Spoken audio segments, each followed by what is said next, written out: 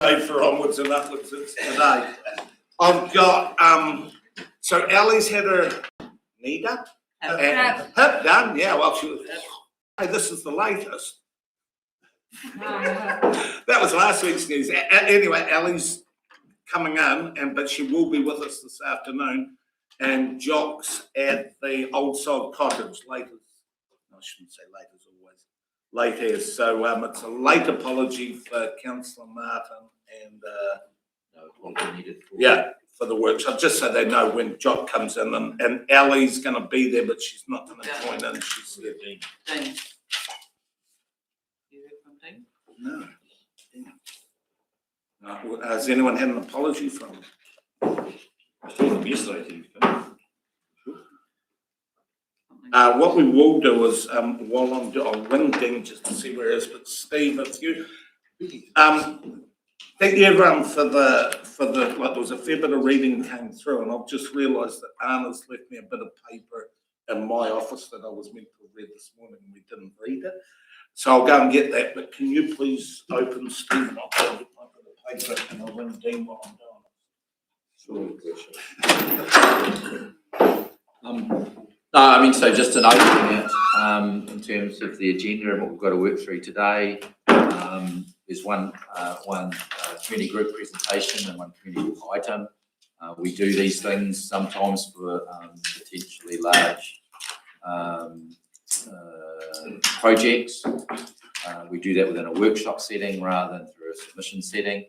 And I think as this item is going to be introduced, you'll understand why it needs to be considered in a workshop for your planning purposes. We have worked on the from before Christmas on the directions of the workshop in terms of the issues that we had, and you'll recall we know what the LTP was telling us that we were expecting to start with in terms of just around the 20% overall rates. On that pre-Christmas, we said, oh, there's some problems here because there's some real pressures arising from cost escalations that have occurred.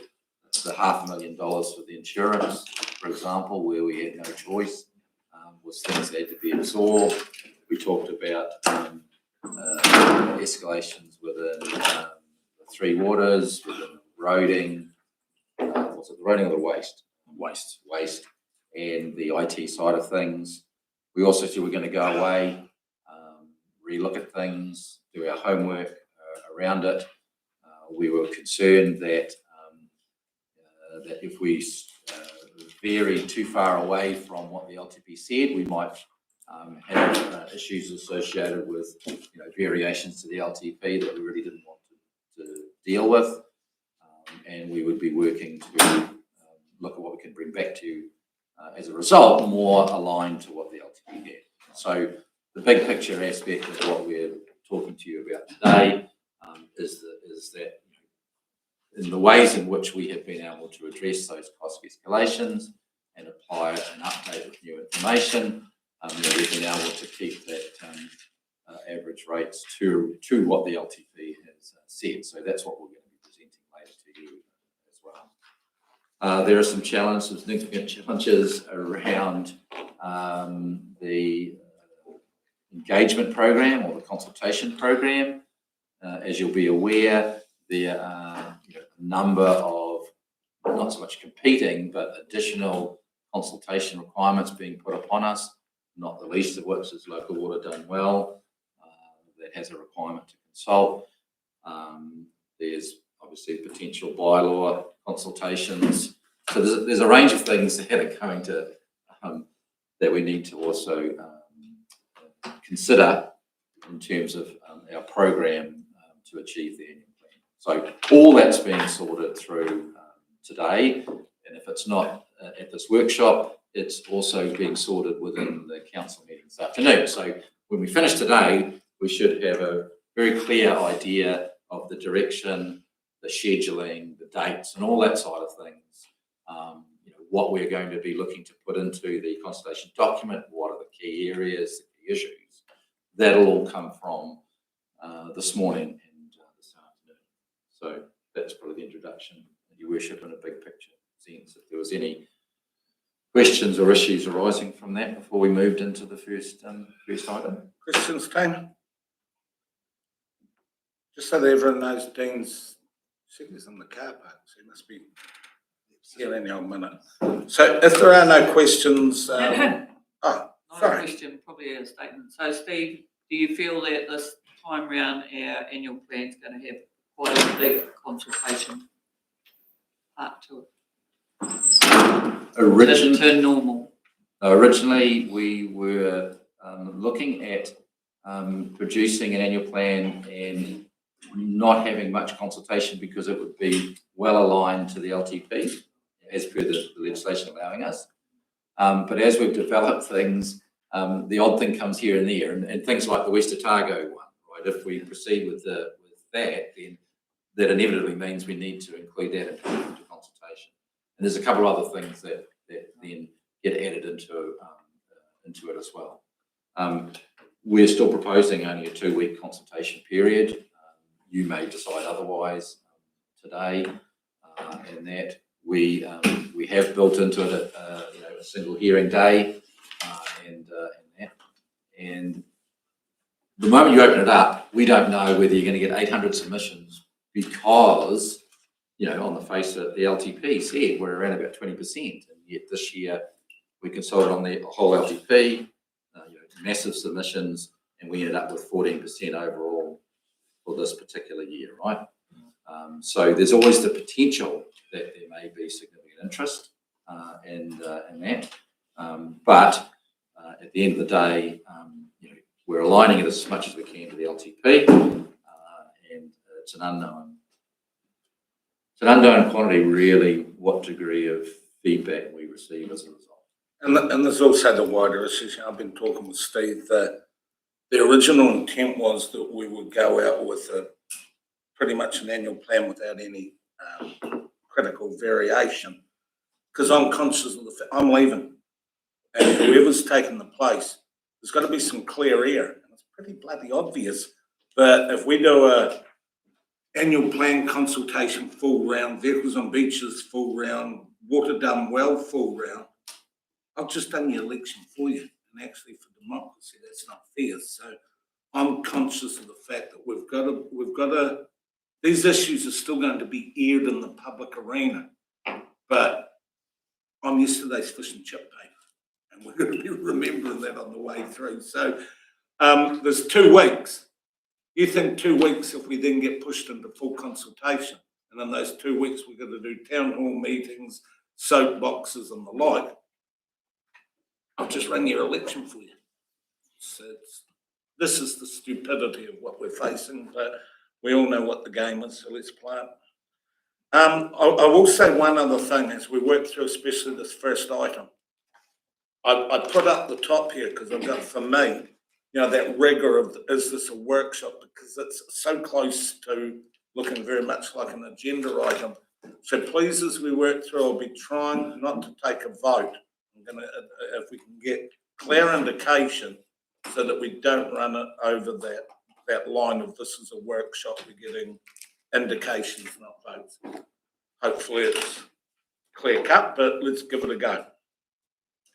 Steve, if we move to the first item, is it Debbie or? Yes, I checked with Peter. Debbie's name's on the report, so she drew that straw, and that she's got the team there with her as well, and we gave a little bit of time to the introduction of this by the team.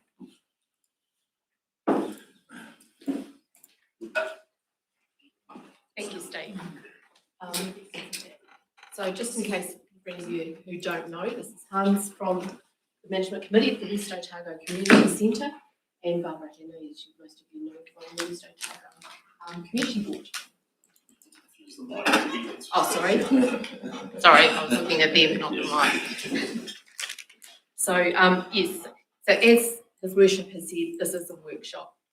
And this workshop is here, we've come back to the workshop today in response to one of the resolutions that you made in the LTP last year. So you may recall that the West Otago Community Centre presented, submitted for some grant money to help them with their roof renewal, which was part of an ongoing program of renewal to strengthen the building and make it more fit for purpose. But alongside that, there was also some local discussions around the role of the library and its proximity and issues with the West Otago Community Centre. So as described in the report, the library is only a metre or so in front of the community centre. There's already a very strong relationship in terms of our staff actually do the invoicing, bookings, etc. for the centre. And they're used principally by same sort of people. There's a lot of commonality in terms of the activities.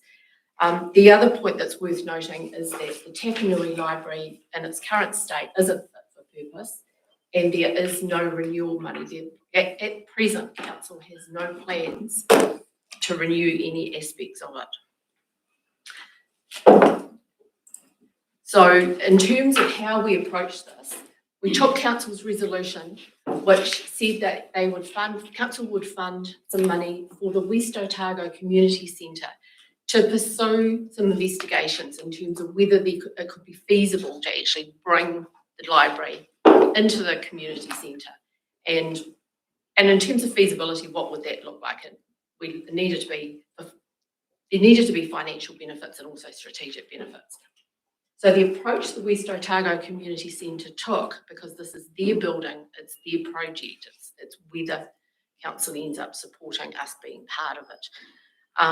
The approach to, rather than commission a feasibility study from some expensive consultant who would just write a big report with a pile of words, they took a very pragmatic approach, which was to approach 3 companies who have a track record of working with these sort of developments. The West Otago Community Centre had a brief in what they were looking for, and from our perspective, we developed a library brief, spatial brief for the Tapanui Library that could be factored into it. So the 3 companies all provided concept plans, but only one of them really met our brief, which was about how could the library be integrated into it so that it can support the functions, improve the functionality of both facilities. So working through, so that we did that process. So 3 companies came back and they all had concepts, but only one of them met the strategic areas. So coming up to this one. But the thing that was common with all 3 of the companies is they all came back with a ballpark figure of approximately $3 million. Now, bear in mind, these are concept plans, not detailed designs, but they have had been reviewed, haven't they? Yeah. So looking at this, so at the moment, so they're estimated at $3 million. What if council wants to progress this, what the community centre is looking for is support for that, and council will be making a contribution of around $2 million, with West Otago Community Centre seeking lotteries and other funding for the remainder. Now, the timeline's actually quite important, because if council, the West Otago Community Centre needs to acknowledge the support in principle to be able to approach lotteries for funding in the January funding round in 2026. That would allow for any inclusion into the LTP, and sorry, the long-term annual plan.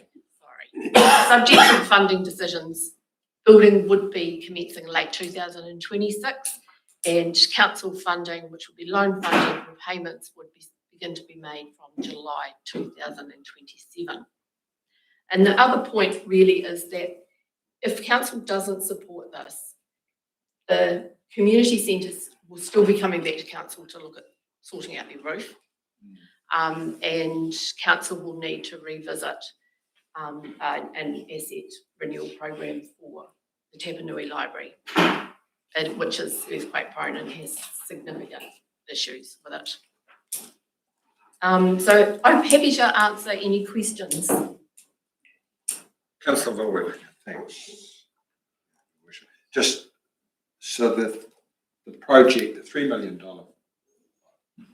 ballpark, that addresses the issue with the roof in the community centre as well as bringing the library in.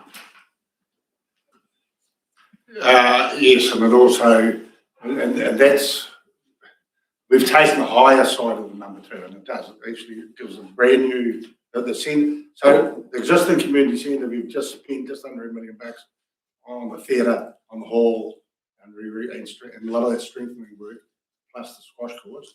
This is the one piece remaining, and what our proposal actually is, and what the company we're working for, is that the whole existing middle part of the building will go back right down to the concrete, except for the kitchen. And the whole thing was completely rebuilt from the ground up. Bearing in mind there's already 3 walls there. And in effect, it moves the frontage of the building out and then places the library beside the community centre, the social room. The other concept plans we had basically replaced the situation we've got now, which is a community centre with a library sitting in front of it. Although it was part of the building, it's not integrated the same as the concept plan that we have in front of us.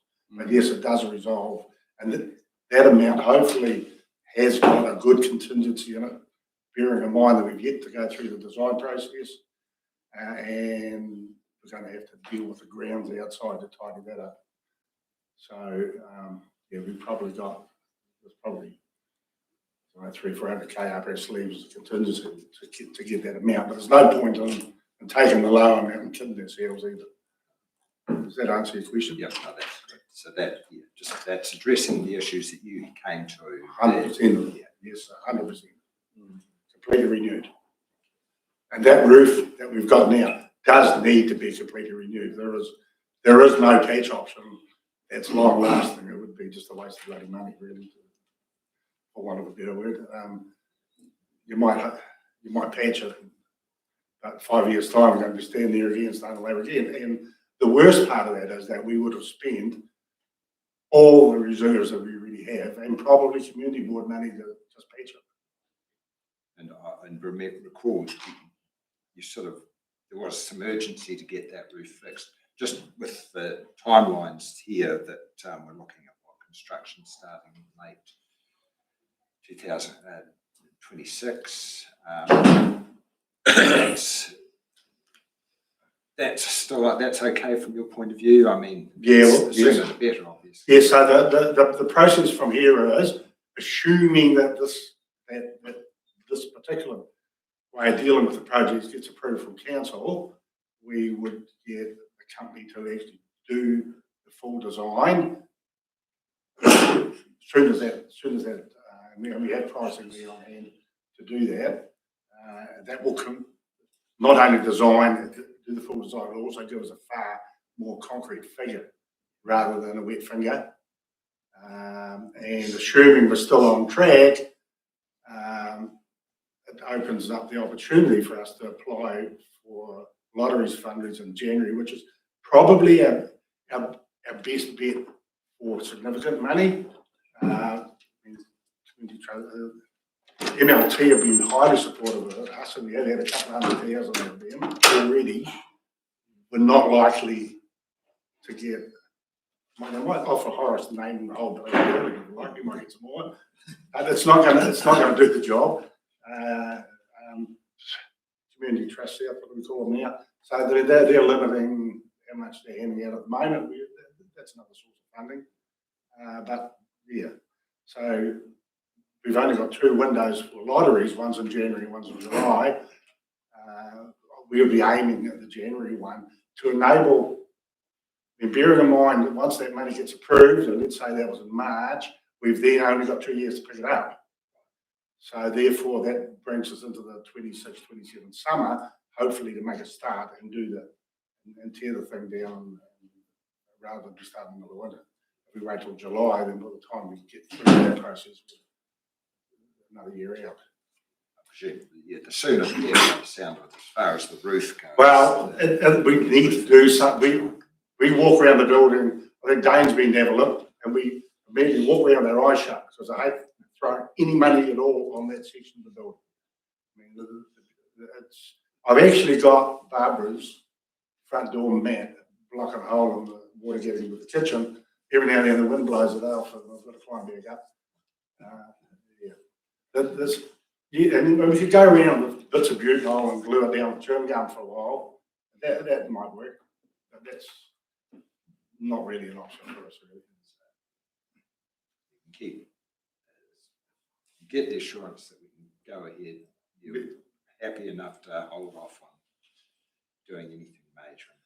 Yeah, we'd be just doing emergency repairs. And bearing in mind that the portion of the building that's leasing is going to be completely demolished anyway, and it will be right down to concrete, then there's no point in doing anything other than what needs to be done for safety purposes as much as anything. Because why try and preserve the thing if you're going to pull it down in 12 months' time? Does that make sense? Yeah. Thanks.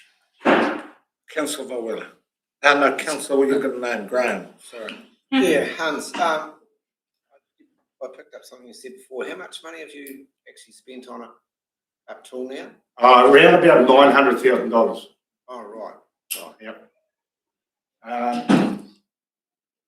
And the bulk of that's come from our community board, MLT, ourselves. We put in about, I think, 50 or 100,000. I can't remember the numbers straight in front of me.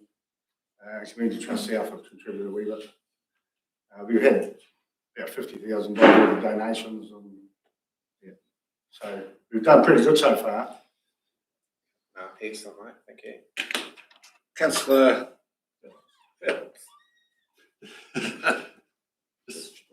Through the chair, on the stage plan, you've got when we get down to March 26, we've got approved payments of 145,000. So is that coming via the district, or is it getting to know roughly how much that's going to impact the rate pay? So what we're simply saying is that there's funding that can carry forward. That's already been approved. And when if you would agree with this one, you just need to put a little bit more in for the design side of it, which is another 20,000. So there would be an annual plan of additional requirement of 20,000 this time, just to be able to get that design done, detailed design done. But that's in C and D of the. So on that 145,000 down the track, if we proceed, do we have is it district wide or is it 145? in March, June? You've got this would have a rating impact of 27, 28. Yes. So sorry, I was wondering because I was thinking it's funding of 2 million. You're talking about the rating impact. Yeah. So we were just trying to highlight that under the way the timelines are proposed, there wouldn't be a rating impact until the financial year 27-28. Yeah. Do we have any idea roughly what that would be? Oh, well, that's what it is. That's 145,000 per year. Is the loan repayments at 5.25%, but of course there's a paper in there very shortly that's probably going to suggest that we shouldn't be sitting at 5.25, so it'll be less than that. But that's the impact from 27 if we were to put in $2 million. Councillor McAtenley. Sorry guys, I had a hammer of a day yesterday and I'm not off to a good start. I remember you, Simon. First name basis, I'll get it right. Yeah. I should also know, can we, Councillor McCrosty, Councillor Martin, joined the team. Dean's been here for 10 minutes. Welcome, guys.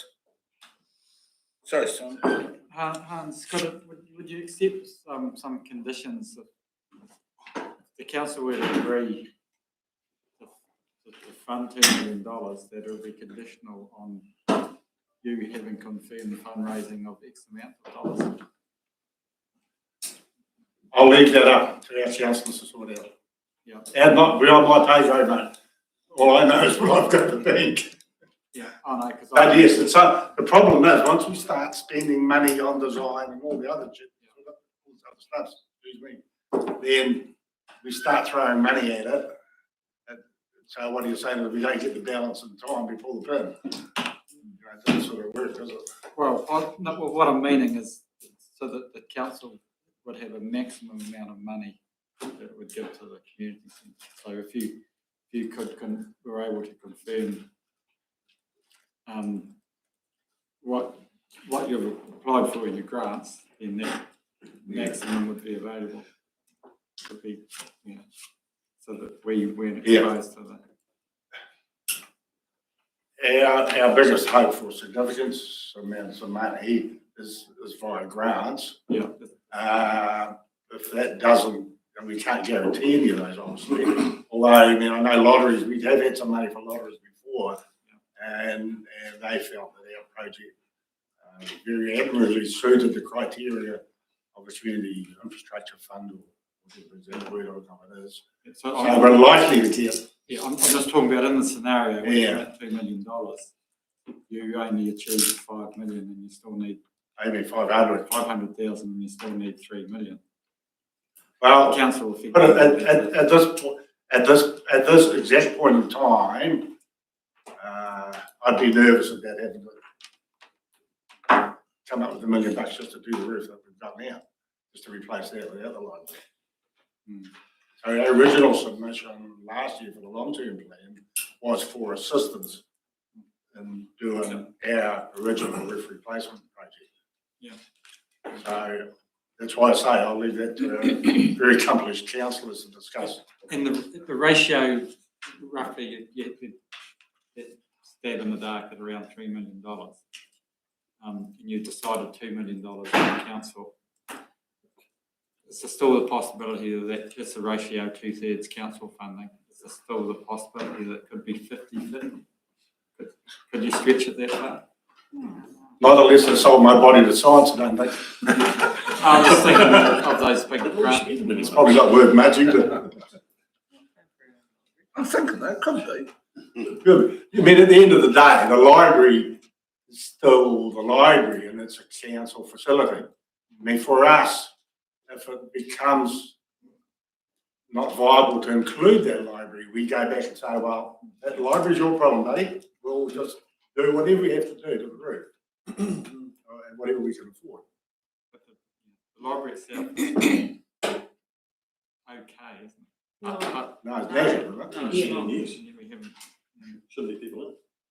So, Councillor Herbert, Councillor Catherwood, Kenny, did you get your hand up as well? I did. Yes, sorry, so we'll go, John. Are we doing questions, your worship, or are we going straight into? Oh, let's just rummage around wherever you want to go. So just countering a bit of what's been said, but firstly, look, I support the thing 100%. What we've got to remember is that both those buildings are shot.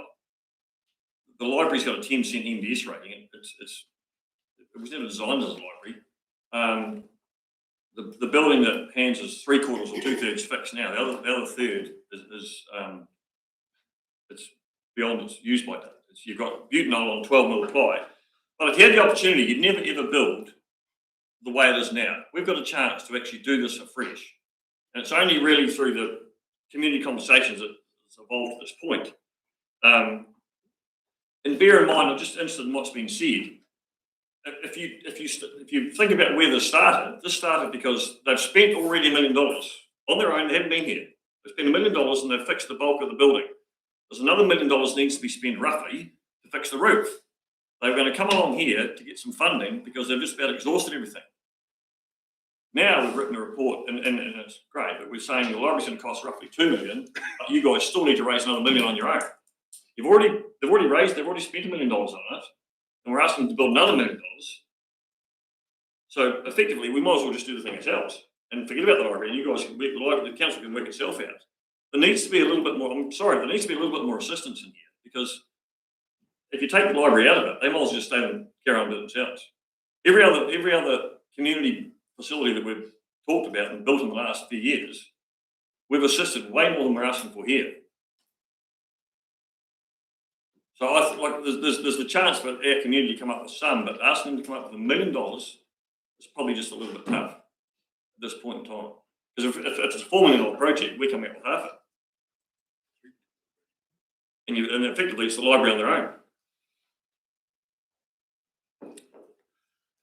Game followed by Ken, then me. Oh, probably not so much of a question, but thanks for coming along, Hans. And I did take the time when over there last year to West Otago when LTP was coming up with the museum, the tractor museum and stuff like that, vintage machinery in there. And I met up with Councillor Herbert and we met up with Hans and we went and had a look at it, and there's a whole lot of logic in getting talked around the table here right now, which I'll definitely back to support the West Otago community and this concept idea. I don't know if all the councillors have been there, but you've got a standalone, tiny little library. It's not meeting standards. We know that we're going to have to replace that at some stage. It's so close to the community centre. The integration of the Owaka Community Library with its information centre, with its Historical Society Museum, it flows really well. In theory, it should be more cost effective and efficient for our ratepayer. It makes absolutely total sense. And looking at these concept plans and having been to the site, understanding there's $1 million job on a roof anyway, it's still going to look the same. You're still going to have a crappy old building on the outside called a library that we're going to be coming to replace in the future anyway. It really does make sense that we give some direction here and at least move to that next step. We've got to get to that price, actual price. So we're asking for an extra 20,000 in the annual plan to get to that point of the actual price. So having seen it and listened to it, I'd be quite supportive of moving this forward. Councillor Payne. Thanks, Your Worship. I wholeheartedly agree with the last two previous speakers. However, I heard Councillor McAtamaney too, and he's concerned about where the money's coming from, and how we're going to get there. And so I just wanted to unpack it a little bit more too, Hans, please. You found the figures. Have you been to Otago Community Trust and Southland Community Trust Southland? Have you had liaison with them? Do you know what the mood is? Are they confident that they can? I'm very good friends with all those people. Yep. I ring them up regularly. Yep. And So Sue from Otago Community no, Trust. South there we deal with it through Cargill. Just yeah. from the IA down there. She was very supportive. Having said that, I mean, she's still only the liaison person. She doesn't make the decision. They are going through an austerity And process. the other thing we quite purposely did was we applied money for them for the theatre, and they contributed, I can't remember what it was, 150 or something towards the theatre project. We left them alone for our stage 2 on purpose because we knew that this was coming up this time. So rather than keep knocking on the door repeatedly, MLT were very good supporters of this one and the community board, which means we could leave them alone. So we haven't hopefully worn out our welcome anyway. So there's hopefully. The application will be for a reasonably significant sum, which between what we already have available may well get us a good way towards that figure. Yeah. I mean, and to think that the other concerning bit is, I mean, the climate for community fundraising isn't. Compared to, I think back to when we did the health trust, I mean, we gathered up all sorts of money out of the community, but I don't think the climate's the same now. And we could work our bums off to earn $30,000 or $40,000 in 12 months, but then the project's just gone up another bloody 70. So we're sitting there spinning our wheels on that. We're trying to do it solely through book and bake. So it's just not really going to work. Kenny, myself then, Councillor Graham. So, Hans, firstly, I think you've been doing a great job. No problem at all. But there's one thing that's nagging away at me. Last year we did consultation. We came to Tapanui and we got sizzled. We had 70 odd people there, virtually all naysayers. Certainly the static was naysayers. I did note that there was a diverse crowd that weren't all locals. They had come from all the way from Roxburgh to Tarkota to give us their views on the roof and the hall. And we got told that if we took a lineal approach, so to speak, to what we got from that consultation, there was 70 people in front of us telling us they didn't want it. if we return to Tapanui, and because I'm thinking of the triggering of significance and where we're getting pushed from a consultation basis, if we turn up at Tapanui this year, I'm pretty sure those 70 people will be back. Will the town be there? I can't answer that. All I can say is, we can all think of 10 reasons why shit shouldn't happen. Start thinking of one why it potentially could, and let's get on with it. And we will be doing that. We haven't done a lot of community consultation to this point. But I'll be sitting there frothing in the mouth waiting to get some indication of what the feeling of the council is. And part of it's also we've got some commercial sensitivity regarding the pricing and stuff, and it's no point consulting with maybe we could do this, maybe we could do that. We basically felt we had I get yours, but what I'm meaning is it leaves us as a council in a very tenuous position for our consultation if you stay at home that day. So, and I understand that, by the same token, the West Otago community needs to make a decision whether or not they just want to leave it alone, let it fall over, which is what will happen in due course, and we'll see me out, and I ain't going to see my kids out. And if it would be quite good, nothing happens, my life will be a lot easier. But it's not. I'm just being blunt. So I guess we've just got to do our best to muster some support. That's all I can say. All I can say is we presented to the community board. The community board were 100% enthusiastic in support of the project. So they are still our elected representatives before we started. We felt that was the place to start. I welcome your appearance at the next soapbox. Okay, so we got that off. So now, Debbie, why the helicopter picture? I think we all know that we're ticking 20-odd%, but in the urbans, it's considerably more than 20-odd% this year, lining up again next year. So we're going to be conscious of the things that we have to do, the litigious, free waters. The Prime Minister said you only do roading, water, what have you. It's our privilege to stand beside the community groups, but from a library perspective, I'm looking at, we've got all the list of projects over here, and we've done well by the libraries, the wider libraries, the Balclutha Library roof, the support we're given to Milton. We're now giving support here, and I think, we're taking our communities over the cliff. We're getting absolute jippo for taking them over the cliff, even though we haven't got any choice. Where the discretion is in libraries and other stuff.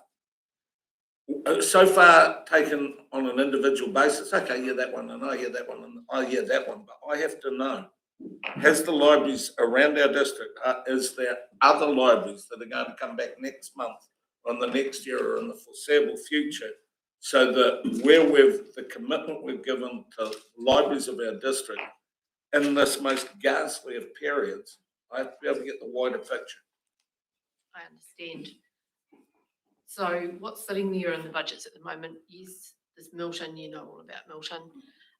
Yes, we've done the HVAC and the roof for health and safety reasons in the Balclutha Library. It has made a huge difference.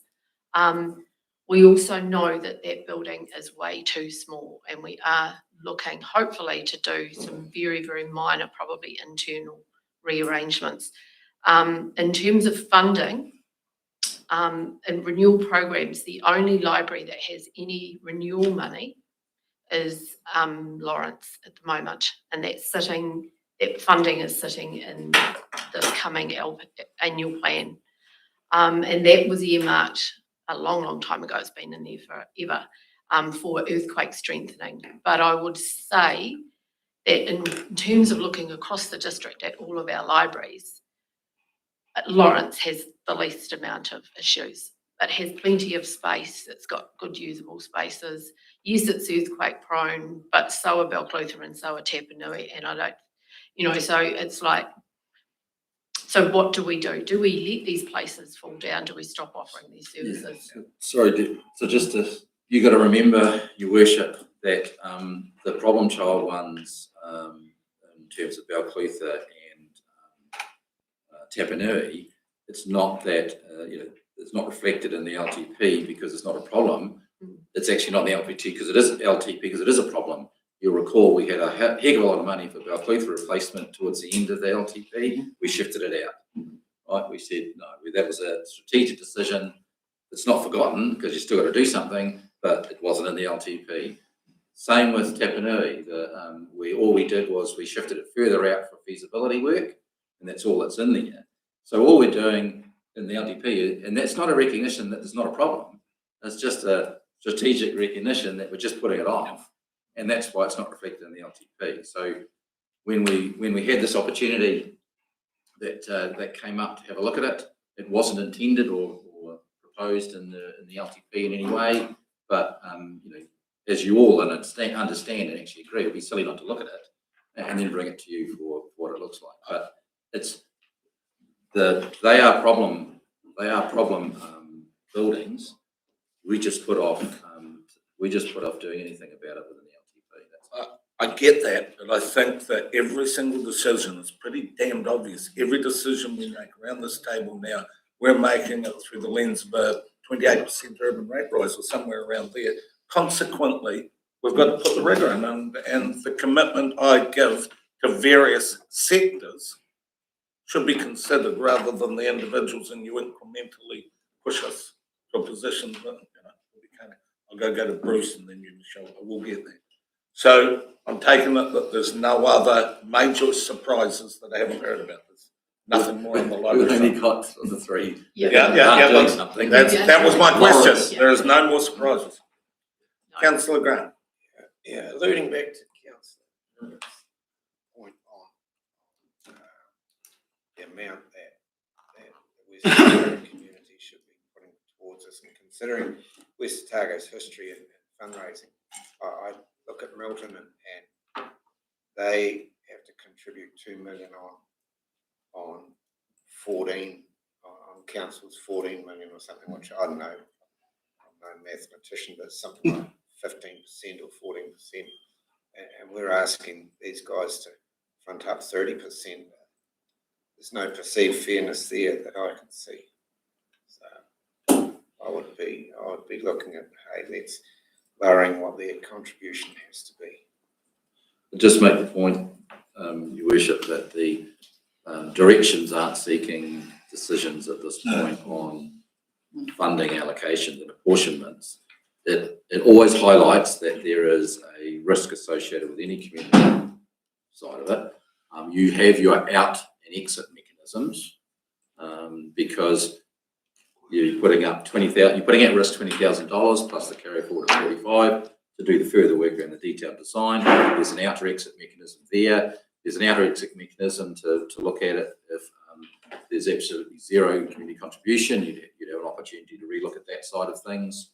The timing is just based around getting more certainty as the project projects, but you're only currently being asked to contribute the 20,000 in terms of this annual plan process to progress that, and you still have options to debate and discuss, what those impacts and allocations and other things will be, at the end of the day, the community group, I'm sure, they wanted to get the directions they can go and they could get confirmation around community funding support and that. And so that's what they've agreed to. If they get through the process and all that falls away and there's a real problem associated with that, or the costs that go through the roof, they have their exit strategy that says they'll just go and do the roof as well. So we all have outs as the project progresses, but they are looking for that in principle agreement so they can actually have the confidence to go and ask for that support. Michelle, followed by Brent. As for soapbox and that, Brian, I'm sure we can get all West Otago community, the right ones. Properly. We talk about library, guys. It's not a library, okay? That will become our Tapoma in West Otago because that's where everything is done. Our elderly use it, our young use it, everybody uses it. It's the hub of the community. It's where all the sporting things are done. It's where all the funerals, the day, everything is used on that facility. It is also our civil defence facility, which we've spent a lot of money on and have had to use. Luckily, this last episode, well, Lawrence got it, but we didn't. So that was lucky we didn't get them like last time we ended up housing, I don't know how many people at that facility. The ladies that live in the little concrete block in front of our library, in front of our community centre, do very well there, but I think it's time that over the years that I don't originally know what that building was originally. What was it? Borough Council. Was it Borough Council? Anyway, it's well past its use by date, and I know going forward we're in pressure times and the rest of it, but you can't see communities fall over because of things going up. We've got to keep our communities going, otherwise we shut the door on Clutha District, because that's what will end up happening. West Otago's not going away. We're here, and our feet are trenched under this table, so put up with us, and we need to move forward, and it's just another building that we need to tidy up in our district that we've been hanging on for a long time, and that's the one over there that does need the help. Everything else, the pool and everything else, we've managed to do ourselves with a bit of help with council, but that's the one major council building that we need to put a bit of our funding into. So we'll see. Brent. Thanks for coming along. Hey, look, you've got a great community over there, and they get stuff done. You know, like that amenity, I've always been marvelled at your community centre and your theatre and everything like that you've got there. And, you know, they just get things done. Like we okayed the Milton swimming pool with no guarantee that they're going to come up with the $2 million of their share. You know, where can you get a library built for $2 million? It was on the books to build a library and approved for $5 million. You know, and they're going to become the library. The council is going to become a tenant of that group over there, and they're going to run the, I suppose, the maintenance and anything like that. So, where can you get something like that? Like, in this community, they do stuff. You know, I saw us okay money. Well, you guys okayed money because I was here before I was a councillor. It was on that Nash Park area, the development down there, and they were up to $750,000, and they'd had a couple of barbecues, sausage sizzles, and they were after that much money. And now it's become a turf war because you've got another group that wants to go and put track there, which we're going to have to deal with. So I'm fully in favour of this. I am. So team, we're morphing from questions to discussion, I get it, but we should allow the team can take a seat, relax, either there or there. Feel free, so we'll sort of, it's a workshop, so we're not going to get too hung on process. If there's time you want to cut in, wave your hand at me. So team, what we're trying to do is morph out of this direction. So I'm not going to put to a vote. I'm getting a steer. If you've got a counter steer, start letting it be known, or I might just get drifted away and shut this one down. I'll go Dean followed by Simon. Dane, at least, get your No, we're looking for direction, so we're talking 20 grand. The direction is that we support this 20 grand, not voting on it, but continue to get the actual end pricing, some true pricing. And as the CEO has explained to us, there's still out clauses in it, things come out. So it's $20,000 more coming in. So looking for direction. My direction is we continue and we spend this, commit the 20,000. You've stirred them up. I'll have to go to my councillor and then I'll go back. Simon. No, I agree with that. Happy to roll. Right. It's going your way at the moment, I think, Hans. But you want to intervene and give it a shot? Let's No. My only comment is that for us to start a grant application in January 2026, I can't be fiddling around doing another annual plan this year because that's March. And this year. Yeah, but this year. So it's now 2025. So basically, 12 months, 11 months' time, I want to start the grant applications, and they're going to be conditional on having funding support from council. The Time frame's fine, My understanding, so just thinking, my understanding was that when we all had these discussions, what you needed to proceed with your discussions and approvals of that wasn't a hard and fast council budget of $2 million. That what we were proposing in terms of the direction, the in-principle support of partnering for the design and all that sort of thing was what we needed for that, Hans, because it's a big different call, which we all said the problem is that we don't have the detailed design, we don't have that side of it. So our understanding of what was requested to allow you to go for those grant applications was something that was a bit of paper from council, which is effectively post this annual plan, there'll be a resolution that we can write to you and give you in council direction that says council agrees in principle to supporting the project. Okay, so therefore, now all that actually does is only affects the timeline. It basically means that we can't apply for grants in January because they've already said to me, Lottery's already said that the council money will count as being the required, I think it's 30 or 40% funding that we have to have in place because they only top up, they don't provide the core capital. So that's fine. So what we'll just wind up with is a further developed design, a harder figure, which we're more confident in. We just wind up pushing it out to maybe the July period for that grant application because then we will have a price and then council has the opportunity to support it or not. Does that make sense? It's a change from what we understood when we wrote the paper. It doesn't necessarily change, from what you're saying, it doesn't change the direction that council can give because you're going to accommodate that on that basis. That's fine because council's just not in a position to consult like we did with Milton, for example, at this point. But we can certainly consult with the principal, all that side of things as a consequence of that. So that can still work as long as you're comfortable to accommodate that side of things and just shift if you're going to do shifting the date to July, you will definitely have a decision in next year's annual plan based on the detailed design bits and pieces. And at some point, council would have had to make a decision anyway around that. So that can be done. The issue was that we could not do that at this point. No, for this. Just checking with the cycles of community trust. It won't be July because we would have ratified the decision in May. Probably the round is July. Yeah, that's what I meant. But the funding round might also be July. So there'll be a date that the team will have. What day do we knock down the annual plan? Yeah, so May 26th will be a decision that can be banked by the team. That's fine. We can work that. Just fix that timeline.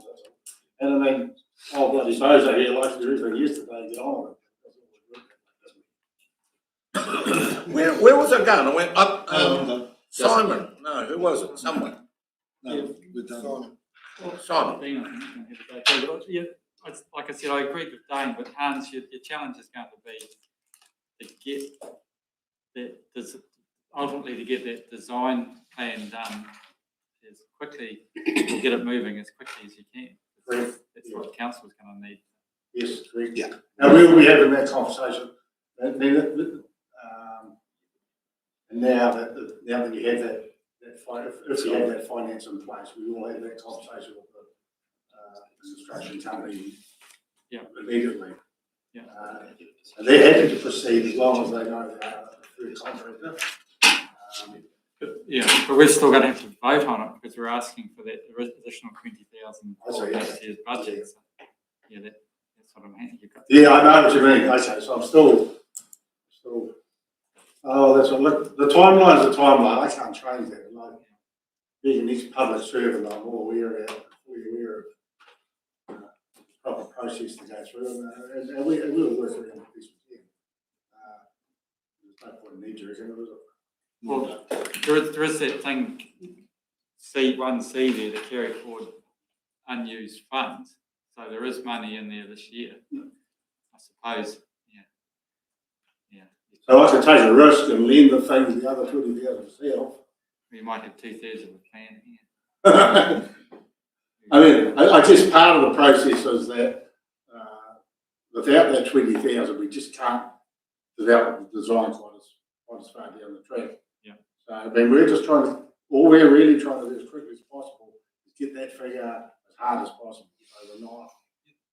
So if we looked at this, it's 20,000 and there's, I can see 4 months, 5 months wait. Steve, just specifically on that 20,000, would we be able to bring it to council the next time? And we all know that it's a roll the dice and it could stop if it doesn't come back, but it green lights us to get going now instead of treading water for 5 months. And then it loads us up with the risk of the 20,000 falling over than their ones. Is there the chance that we could specifically on the 20,000 bring a paper back to council next month, knowing the wider picture? I don't think we need to, Your Worship, because what's just come out now is that because there's a decision that they're not going to go for funding until July 26, it takes the time pressure off all the decision making. So they won't need to do the detailed design in such a rush, because they need to do the detailed design in time for next year's annual plan. Right, so we start talking about that before Christmas, and we would do it, it would be a big consultation thing, a bit like the Milton side of it, because you'd be consulting on the $2 million, or you'd be debating on the allocation and all that stuff.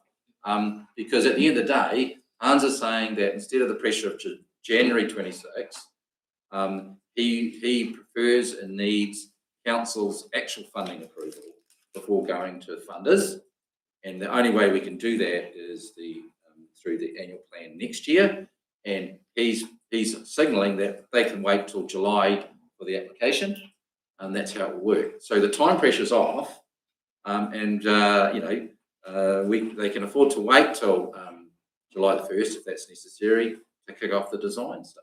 Right? Like this for additional budget for buckets. Yeah. We can share with us, Hans. So can I get this right? Because I thought this was loading up this year's annual plan.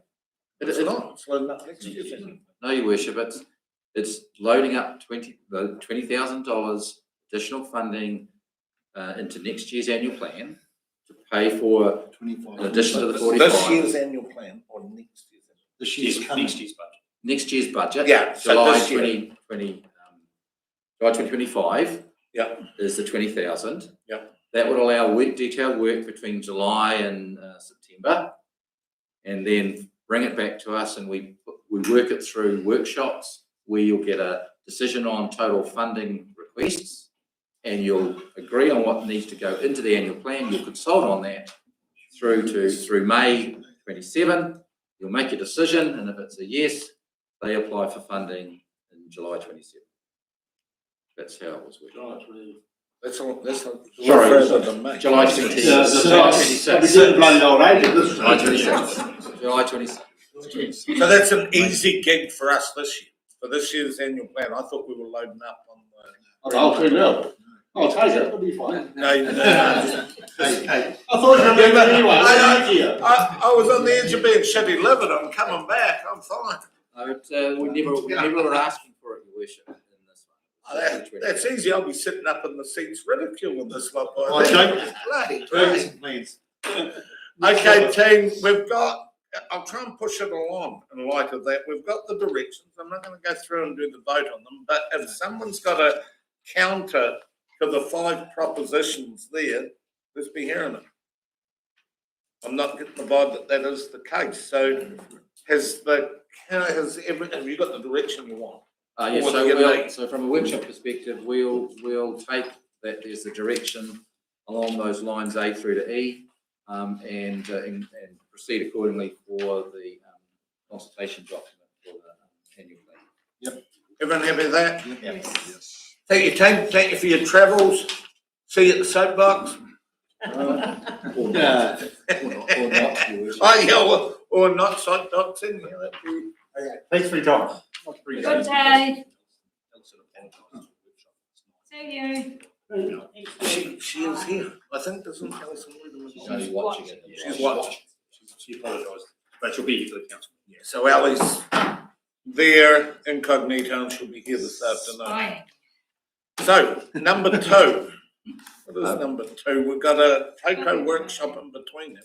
No, it's just a quick update about the Tukamariro Training Centre, who leases buildings and land behind the library, and are required to vacate, obviously, before we do the demolition and construction for the Milton swimming pool and library.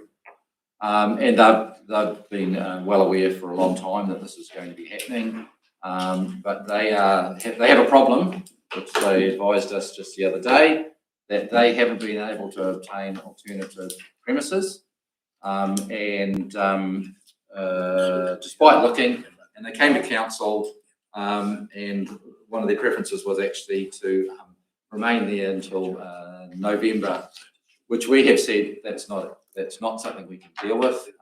Any movement beyond August, which is when we're looking to start, raises the question of cost escalations and all these sorts of things, and puts at risk potentially our $19.5 million project. We said that can't happen, so there needs to be a solution sought.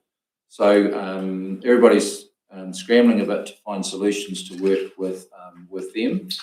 They do need to get approvals for transfers and things, but again, that's more their issue that they need to resolve. What I said is that council would always be interested in what we need to do to support them to make this happen, and that we do have rates neutral requirements, but there are options within being rates neutral. And I'm just letting you know that as they're trying to find things, one of the options might be a request that actually council purchases a property and leases it, for example. That's not necessarily the solution, but the issue will be, alternatively, what do you do? Worst case is they end up vacating and have to end a 12-month program at the 6-month point. And I think we would all want to try and find solutions that don't do that. All I'm saying to you is that I took the opportunity through this process and this workshop to just let you know that we are working, a number of us all working on alternatives and searching for solutions for that. I do know that the preference is that it get delayed, but that's just not possible. And we need them to be on board, as I explain it to them, with the shift, and that they need to be constructively and positively working with us to ensure a shift occurs. So I'm just letting you know that we need to do that. Steve, do you know if they've gone to the Toko Presbyterian Hall, if they've approached that they could? I don't have I'm just telling you the high level thing. There's a whole lot of details, like the Milton councillors. You'd want to be making sure that you're on board with this, checking up on what's being done, what's not being done, what contacts you have, for example, and things like that, to see what can be done. We're talking to other parties, other commercial entities. Border Stewart got a big interest in this as well. Yeah. I'm just telling you that there's a risk, and what we're very conscious of is that we don't want to put at risk the project. There's still some time. There's some hoops that have to be gone through. We're just telling you so that you're aware of it. John, followed by Bruce. So just currently, they use the back of our service centre now, do they? Yes, there's some buildings there to do their program. And there's no rent paid or? Yes, seriously. So there is, so they can. They pay a commercial lease. The high school runs the program through this, and they pay a lease for that. So, No, so as long as we find other premises, they can pay the lease there. Councillor Graham. Yeah, just along those lines, and I don't know if it's been discussed or decided, and I might have missed it, but where's the library going? Has that been decided? I think we're looking at two options within existing buildings within the town, and there are some pluses and minuses. It hasn't come back to me yet. They're still being investigated. So there's two viable options. We're just looking at what's the best one for us. Oh, that's good, because someone told me they weren't just going to do away with the library until the new one was built.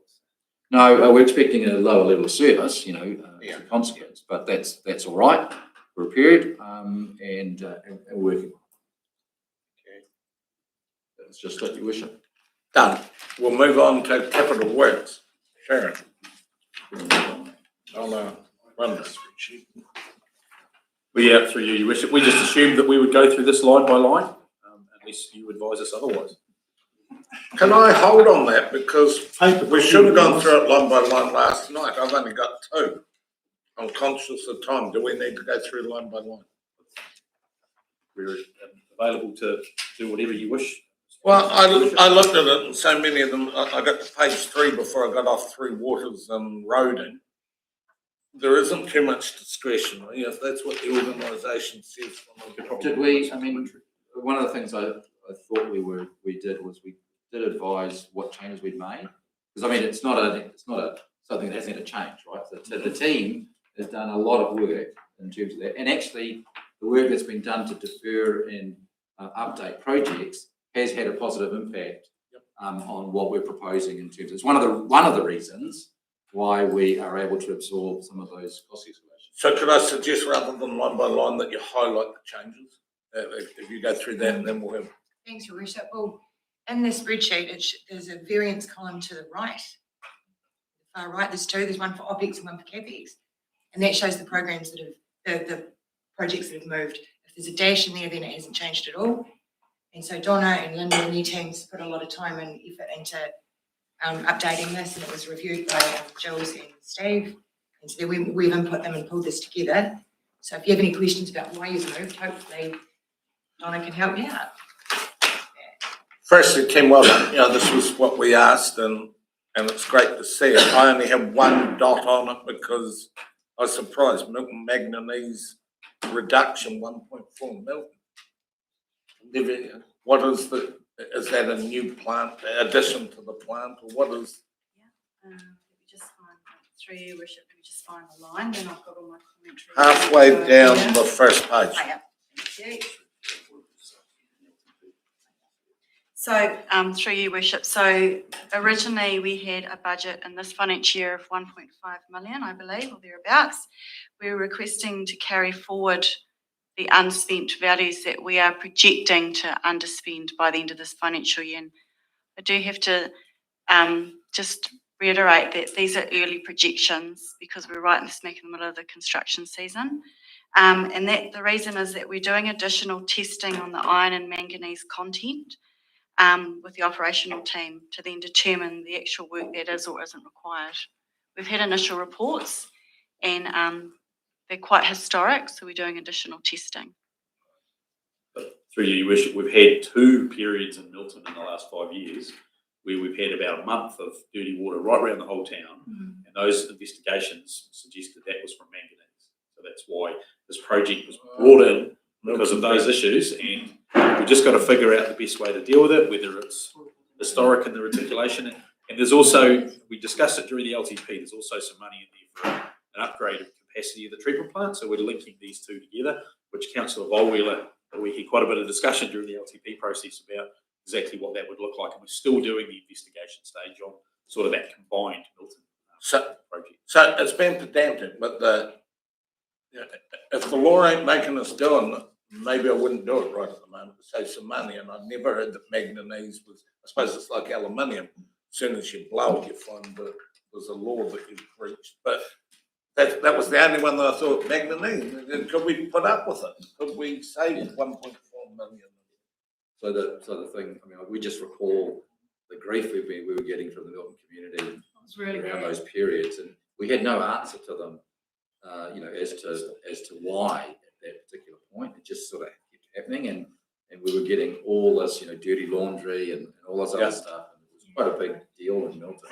And so the point was the solution was do the further work around it. That's the only thing I'm saying is that I can put up with a lot of dirty laundry grief for 1.4 million. So what we can assure you that once the background work's been done, it'll come back to council before we spend any money. Done. Was it you, John, or was John? So my question is on the bottom of, pretty well near the bottom of the first page, the Waipori Falls Village Infrastructure Investigation. $20,000. I mean, I suppose my initial question is, do we need to be spending $20,000 investigating? Are we compelled to have anything to do with this? Through you, Your Worship, this is a new one that wasn't in the LTP. I know, I saw it. And this was one we were going to discuss with you. When the Three Waters issues were going on, we had a discussion with the Waipori Falls Body Corporate, because they had initially made some approaches about whether council would take over their infrastructure. And we said at the time, oh, let's have a look at it when we know where Three Waters is heading. So there was discussions with them at that time. We were thinking, oh, it might be $5,000 to get your infrastructure assessed. We got a quote last year and it came in at about the $20,000 mark. And that's why we thought, well, we can't make a decision to go ahead and do that. It needs to go through the annual plan process, and council can discuss whether you want to invest $20,000, looking at whether they should be part of what we look after. So it was based on discussions with that body corporate, which I think they were in the media at the time. There were MPs involved, so there is still that outstanding question of what happens to them going forward. And this was really for debate and discussion with council. We can pull the pin on it, no problem at all. But it was more we wanted to have that discussion with you. But I think also, Jules, if you pull the pin on it, it just means we don't have information. If a request comes in that we have to make a decision over about taking on the infrastructure. So the 20,000 gives us information as to that. Sooner or later, it's going to blow up in someone's face. But is it our problem? If it does blow up and they do come and request us, are we compelled to actually, like this, that would be the thin end of the wedge, I would have thought, but if they come and ask to be part of the Cleveland District, are we compelled to take them on? My understanding is not at this stage, but certainly under the previous legislation, we would have been compelled to have a serious look at it. But that was under a different scenario, a different. So then it begs the question: is the $20,000 a waste of money? Even we're going to know the answer when they ask us the question, but we know the answer now. We can just say no. Absolutely. There's definitely one we're seeking direction on, and if you don't want it in there, we'll take it out. If you do, we'll leave it in there and at least have the information if they do ask the question. And have a general mumbling of the crowd then. No, Like for it. Give the 20. I'm also not part of the Cleveland District. Why If we can hold that, we can always go, nothing to do with us, I'm fine with it. But the couple of times I've been up there, I just saw one great big huge ticking. They've done working bees on their sewage plant for 20 years. They're in the Cleveland District, in the Eden District. Yeah, that's us. They're in the Cleveland District. Yeah, it's us who took over that was a really good deal. Pretty sure that I'd have to check the latest boundaries, but I thought they were in the Bruce. Yeah, no, they're us. I'm more than happy, if we can say no, I'm more than happy to go with that $20,000 saving, but do know that it's going to blow up in someone's They're in face. the Cleveland District. They're definitely in our district, and they have a body corporate that operates a water treatment plant, sewage treatment plant, their own reticulation network, and a couple of bridges. It's all bucket. No, it's worse than that. It's almost comical. And it would cost 20,000 to do the. Investigation. So the intent of the They've investigation, got no money to pay half the investigation.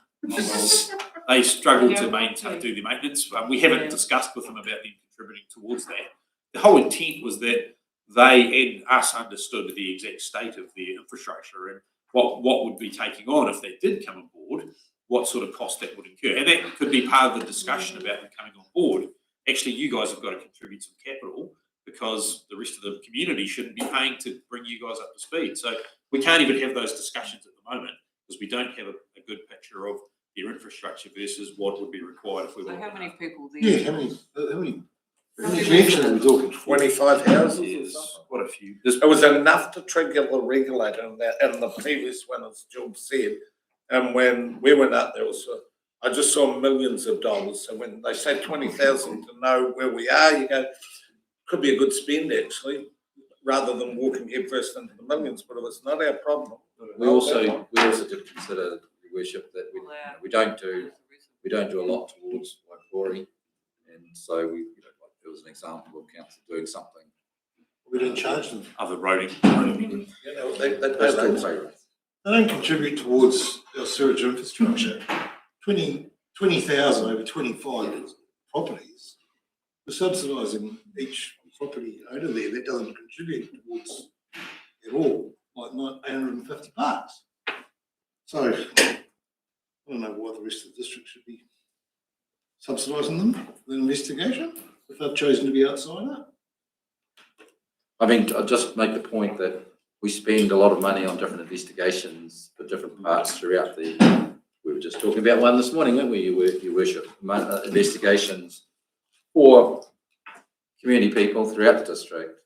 Investigations by themselves, aren't a big deal in that sense. We spend money on investigation. So we were just saying that what we were saying. Through you, Worship, we also have a requirement under the legislation to do water and sanitary services assessments to decide if they need. We've done it for Papatawai, we've done it for other communities, and usually it's as to whether a system's needed. In this case, there already is a system. It's whether how it operates going into the future. They'll be all septic tank, are they? No, they have a sewage system and a sewage treatment plant. And working bees on a Sunday.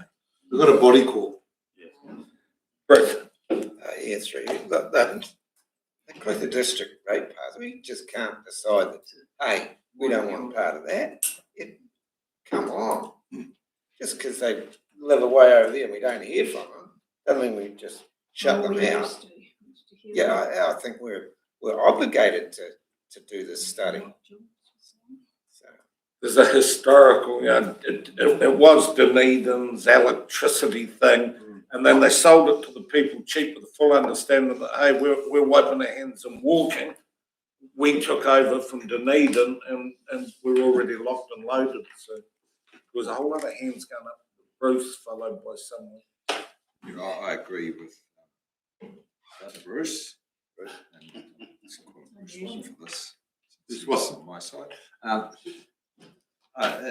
They're part of our district, and also there is a possibility in the future that their water and wastewater schemes are upgraded. They would become integrated into our network as well. So I think that's fair enough. It's reasonable that we do at least contribute something towards that investigation in the meantime, just so we know what we're dealing with as well. And it might help them to make decisions as to what they want to do, need to do.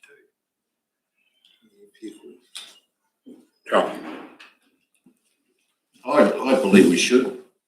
So it's a minimal amount, $20,000 on the overall picture, but we'll certainly be a lot clearer if the day does come. We do have to carry the cams, so at least the staff will have foresight of knowing the full extent of the situation out there. So I'd be in favour. Simon. Yeah, I'd leave it in there for the moment. We still get to vote on it in the annual plan, and it's only 20,000. I think we should be hunting for some hundreds of thousands or millions. So consequently, if like what I said before, when we went through so many of these armas up our back and there was no real decision to be made, is there any line here, guys, that you want to highlight? Just because through you, Your Worship, I think it's just reiterating the previous decision of council. Yep. There is no money for footpath renewals for the next 2 years because we're spending it all this year on Milton. So if you look at the footpath capital renewal line, that was a result of the NZTA funding change.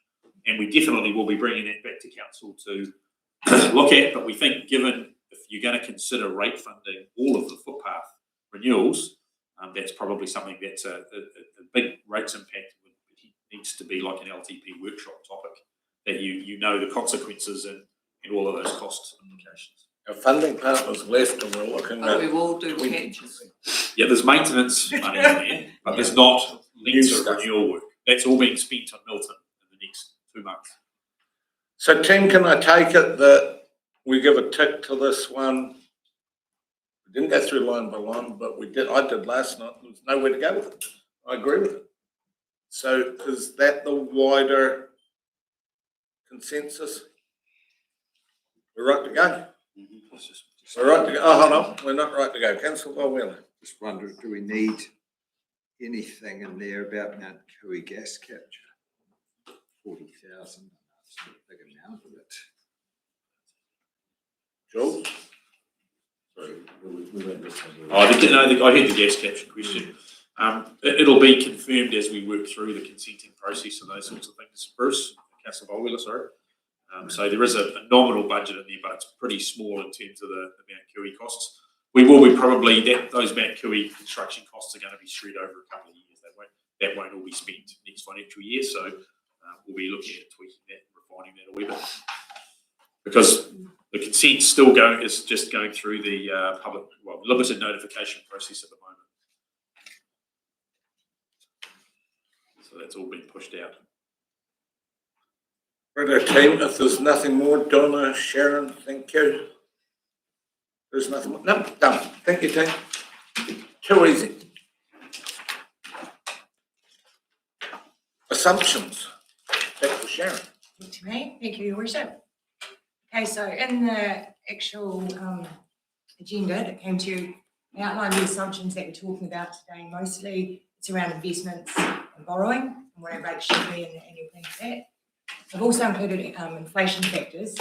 Those sort of there for your information, and they will affect years 2 and 3. But so the 2 years outside of the annual plan, if you wanted to see that. And also there's some just outlined some of the assumptions that are in there from previous workshops and stuff as well. So as you can see, our borrowing and investment projections are quite different, and they have been for quite a few years. And we've taken the tack that we actually align them to make them the same. And that has a couple of factors. It means if we do earn more on our investments than we budget, that's a good thing. We've got extra money to use discretionary. And you go to the, included currently in the LTP, we have them both set at 5.25. So, Peter, can you just flip to the next slide? Oh, it's all right, we just did. Done? Could you flip to the next slide? You all right? Yep. Okay, so what we've done is because those rates were so far apart, they were at 3.9 and 6.6, we've modelled what happens to the overall rates based on if we use 3.9 for both or if we use 5.25 for both as per the LTP. And our borrowing advisor at Bancorp advised us to, if we wanted to be conservative on our 3.9, we would add 0.2 basis points. So that gets us to the 4.1. But then we also thought we would model 4.5, just so you could see what we have. So on this screen, it shows what happens to the overall rates increase. For that, and what I've just handed you is a summarised version of what happens to the rates examples in each of these cases. So what we are asking you for today is direction on which one of those rates you want included in your plan this year. So you can see that. So that's right, Sharon, other than the 5.25, which is That's what's currently there. And what we presented to you previously and that side of it. All these are positive changes to the bottom line, and we just need to get from you what you're thinking in terms of where it might sit. Well, rather than looking at the outcome, where do we go to make these figures work? I think we should actually be hauling back to the world's fundamentals of where is the interest rates, what's NECO, because rather than trying to manipulate to get to where we want to go. But that's what it is, Your Yeah. Worship. So what we're saying is that we do this every year. Yeah. The LTP, we look at what the LTP was projected when we do the 3-year, 10 years. Right? We do it every year for 10 years, project what the cost of finance will be and those things, right? For this year that we're talking about, it's projecting 5.25%. Right? However, we always update stuff, right? And in the past, particularly around cost of finance, we have changed it annually where it made sense to do so. What we're highlighting is the bank advice that we've got on cost of finance is suggesting next year, which is the year we're talking about, it should drop to 3.9%, right? And the problem, the argument is, if you keep it at 5.25, you're overrating if the finance cost is actually 3.9. Like at the end of the day, if that's what we get charged, it's only 3.9, right? But you're budgeted and you are rated people at 5.25. So what we're saying to you, it is quite simple at a high level. Right? We're just showing you the full rating impact. But at a high level, this is it. And then when you say, oh, we make, on what basis are we making it up? the rate that they suggested was 3.9. Our advisors say, if you want to be a little bit conservative about that, then perhaps you should shift it back 20 basis points, and that's where 4.1% comes in, right? But you could also choose even more conservative and sit at 4.5. But the problem with the conservative, using the word conservative, anything different to what they project it to be has the potential for a overrating issue, right? So what we're presenting to you is that, and we're saying, well, that's an assumption. We have done it, don't worry about it. We have done it before. We have annually made a change where we receive advice and it's different from the LTP. In this instance, it actually does make a significant difference to the bottom line if you changed it from 5.25. So all I was saying is, let's not look at the outcome, let's work out one. But firstly, Sharon, this was done, yesterday was a big one with the call, and I haven't actually heard what the call from the Reserve Bank was, but it was more their predictions for the future on interest rate drops. Did they drop 0.5%? I haven't heard that either, Your Worship. Because everyone was saying, well, the 0.5% was locked and loaded, but they were going to give an indication of where it was Jules going. just said it dropped 50 basis points. And did they give the indication for the future? I thought it could drop again. Another two. $2.25. Yeah, well, it's just still on the go. So, and 3%. Yeah, which makes the conservative figures probably too conservative if they're predicting. these projections we got back in January, and we asked them to revisit them last week, and they said there was no change at that point, Okay. but there may be this week. Yeah. What's everyone's thoughts? Oh, questions first for Sharon and then everyone's thoughts. Who goes where? Bruce? I guess the question is, when do we have to be loaded with that decision on this figure? Through you, Worship, I guess you can change this at any point, but we just need to have a starting point to go out to the community with. But if things change between now and May, you could change that again. I probably would go for a slightly more conservative figure than the 3.9. Just to be conservative in the meantime, but if we can change that, just things are unsettled at the moment in my I think we take account of that. Oh, sorry, Simon did. No, you got on first the last time. No, you weren't looking, that's all right. All right, I'll go over here then. I was a bit like Bruce, I would go to 4.1. I mean, we're not there to make money. We're there so that we can cover all costs, because we don't charge ratepayers for stuff to bank to put away. Simon, followed by Brent. Yeah, my comment, this is only a workshop, I suppose it's going out public, but I'm in agreement there with going a wee bit conservative at the moment and just seeing where some of these other capital expenditure and different things land. But I'll be confident that we can go lower, closer to the actual annual plan, and then we may be able to give our ratepayers a more pleasant surprise. Yeah. Brent. Wow. Sharon, how much money are we borrowing still to work those figures? That should have been in the, oh no, that's in a later paper this afternoon actually. In the 25-26 year, the borrowing we used based on the LTP, we've not changed. It was 4.13. Right, so, like you say that if we're overrating, but if we're continuing to borrow, we're not paying off any debt, are we? Through your worship, yes, we're still paying our debt. We're still paying it. If a water scheme borrows, there's still a repayment program.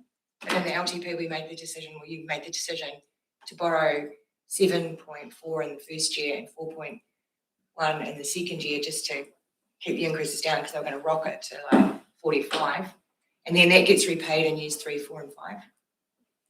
So that's a totally different borrowing profile, and it was specifically to stop the increases going like that.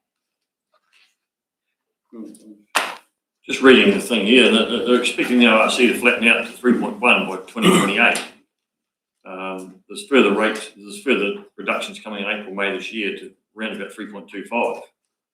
At our current one of 3.75, they're still saying it's above neutral. What I'm trying to point out is that actually the trend is that way. Yep.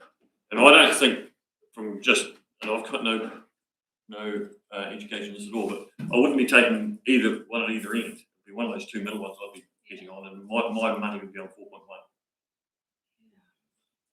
So we've been having some 4.1s get thrown. Does anyone have a counter view? The only, Sharon, the only hesitation I have is that we're looking at this, but in recent times when I've looked at the recent borrowings, it's been at 5 and 6. Is that right? Is that still holding? I'll admit I haven't done it this year, but when I was looking last year, I'm trying to get up where the heck are we? It was 5s all the way, so it might be high.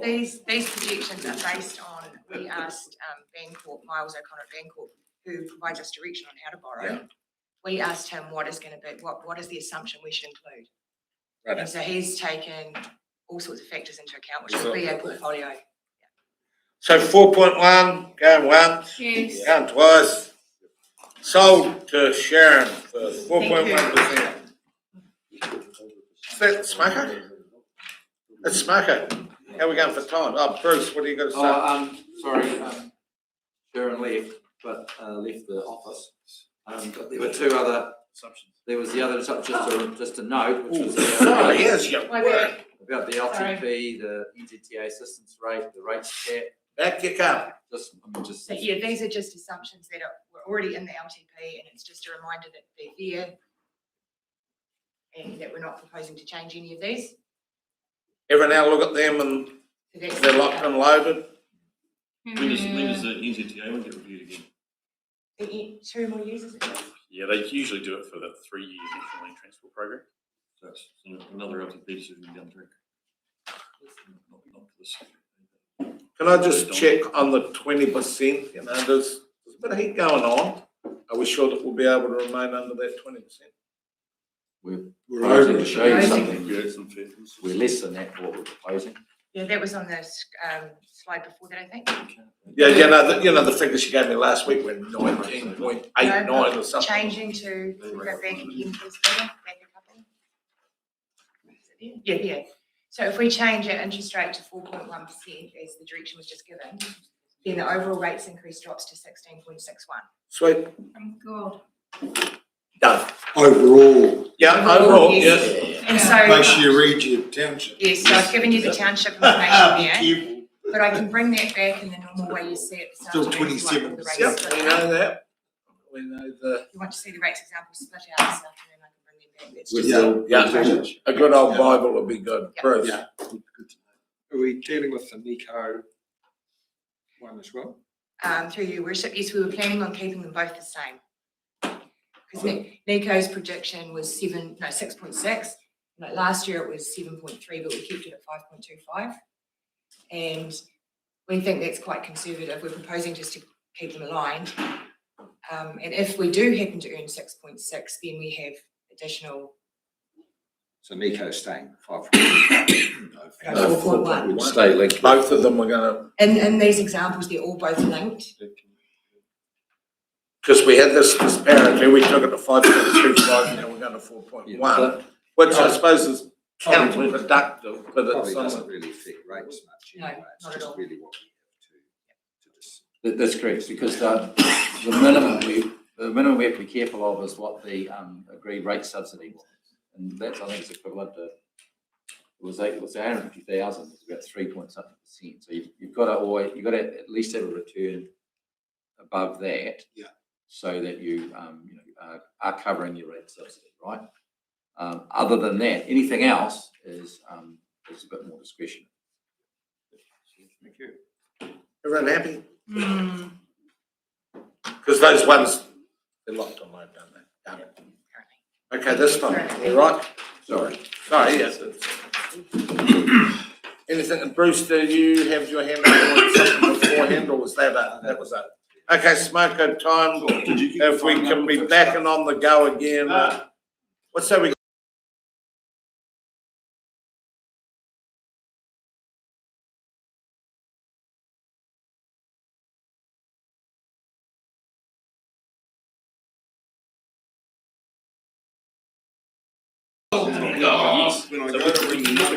listen, I choose.